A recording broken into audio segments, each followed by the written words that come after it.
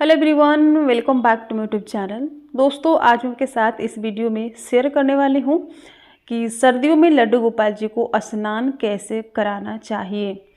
दोस्तों, सर्दियों में स्नान कराने के लिए लड्डू गोपाल जी के लिए सबसे पहले तो गर्म पानी लेने चाहिए और उसके बाद दोस्तों चंदन से अगर आप स्नान करवाते हैं तो चंदन, जैसे कि मैंने यहाँ पे लिया है चंदन, और चंदन को डायरेक्ट भगवान के यानी कि लड्डू गोपाल जी के ऊपर मत लगाइए, उसे गर्म पानी में एक पेस्ट बना लीजिए, घोल बना लीजिए।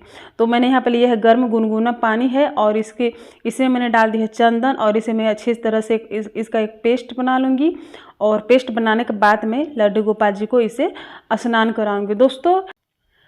और आप जब भी लड्डू गोपाल जी को स्नान करवाएं तो ठंडियों में यानी कि सर्दियों में तो आप धूप में स्नान करवाएं। वैसे तो आप अंदर कमरे में भी स्नान करवा सकते हैं, कोई मुझसे मनाही नहीं है, पर मैं यहाँ पर धूप में स्नान करवा रही हूँ क्योंकि जो छोटे बच्चे होते हैं ना, उनका स्नान हमेशा धूप में ही कराया जाता है। मैं अपनी बेटी की या मेरा बेटा था उसका भी जब मैं स्नान करवाती थी तो हमेशा सर्दियों में धूप में ही स्नान करवाती थी, कभी भी बाथरूम में स्नान नहीं करवाती थी।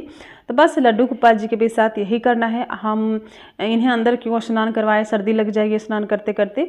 तो मैं भी यहाँ पर इनको छत के ऊपर बालकनी में स्नान करवा रही हूँ और बिल्कुल धूप में, आप देख सकते हो, बिल्कुल धूप में इनका स्नान करवा रही हूँ। और वो धूप में स्नान तो कर ही रहे हैं लेकिन साथ में गर्म गुनगुना पानी भी है और चंदन का जो मैंने पेस्ट आपको बताया तो उससे भी मैंने गर्म पानी में ही उसका पेस्ट बना करके उसके बाद ही मैं लड्डू गोपाल जी को स्नान करवा रही हूँ।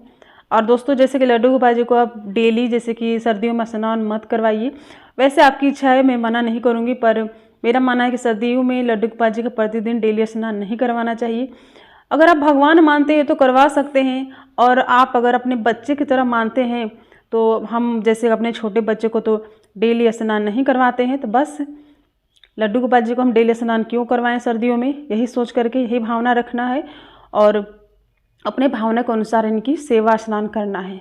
तो स्नान हो गए लड्डू गोपाल जी की और उनको मैं तौलिए में लपेट करके और धूप में यहाँ पर चेयर में, यहाँ पर आप देख रहे हो कि यहाँ चेयर मैंने लगाया है और इस चेयर के ऊपर मैं लड्डू गोपाल जी को बिठा दूंगी। धूप में बैठ गए, स्नान करने के बाद धूप में बैठने में बहुत ही बड़ा, मुझे तो बहुत मज़ा आता है, तो लड्डू गोपाल जी को मज़ा आएगा ही आएगा। तो इसलिए मैंने सोचा कि चलो मैं यहाँ गोद में लेकर के स्नान करा रही हूँ। और दोस्तों, जैसा कि आप देख रहे हैं कि मैंने यहाँ पर लड्डू गोपाल जी को चेयर पर रखा है, तो चेयर की मैंने अच्छी तरह से पानी में गंगा जल डाल करके चेयर को अच्छी तरह से साफ़ कर ली थी। मतलब कि मैंने चेयर को धो लिया था, उसके बाद पोंछ करके कपड़े से, और उसके बाद मैंने इसके ऊपर कपड़े बिछा करके लड्डू गोपाल जी का फिर मैं स्नान करवा रही हूँ। क्योंकि चेयर पर लोग बैठते हैं और कौन किस अवस्था में लोग बैठते हैं, कैसे कैसे हाथ लगाते हैं, तो शुद्धता का भी ध्यान रखना होता है। तो आप भी अगर ऐसे करवाते हैं तो पहले साफ़ सफाई कर ले, जहाँ पर भी स्नान करवाते हैं छत पे, उस जगह की अच्छी तरह से पहले साफ़ सफाई कर ले, उसके बाद ही स्नान करवाएं। और तो देखिए मेरे लड्डू गोपाल जी जो बड़े वाले हैं, इनका भी स्नान हो गया। तो चंदन का लेप लगा करके और अच्छी तरह से मालिश करके चंदन से, और मैंने इनका स्नान करवाया है। तो जब चंदन से स्नान करते हैं तो बिल्कुल ये चमक जाते हैं, बिल्कुल खिल जाते हैं, क्योंकि सर्दी में डेली स्नान तो करते नहीं तो शरीर में मैल भी हो जाती होगी, तो चंदन से सारे मैल इनके निकल जाते हैं। मैं तो ऐसा ही भावना रखती हूँ कि लड्डू गोपाल जी को अब शरीर में मैल हो गई होगी, अब इनको शरीर में खुजली भी होने लगी होगी।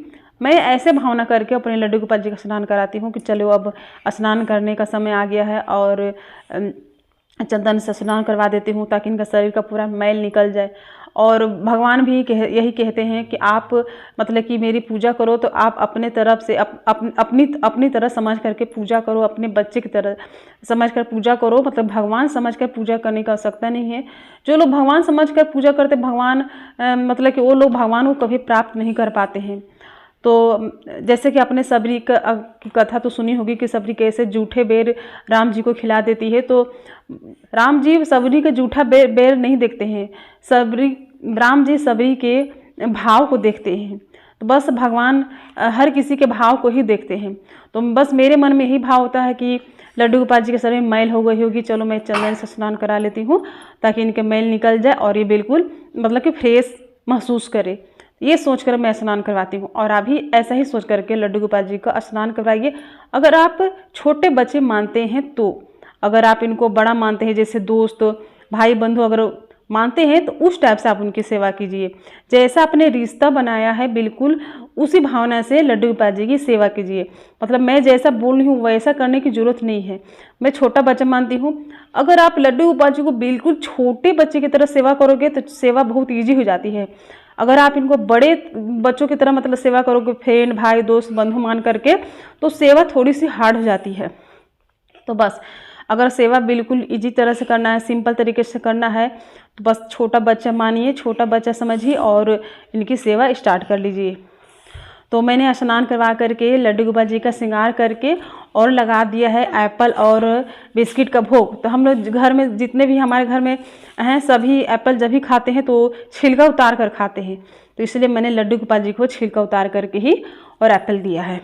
दोस्तों भगवान को जब भी आप स्नान करवाइए, उनको भोग लगाइए, तो बिल्कुल भाव से उनका हर काम कीजिए, यानी कि पूजा पाठ सेवा जो भी हो बिल्कुल भाव से सच्चे मन से एक रिश्ता बना करके ही और कीजिए, तभी आप भगवान को पाइएगा।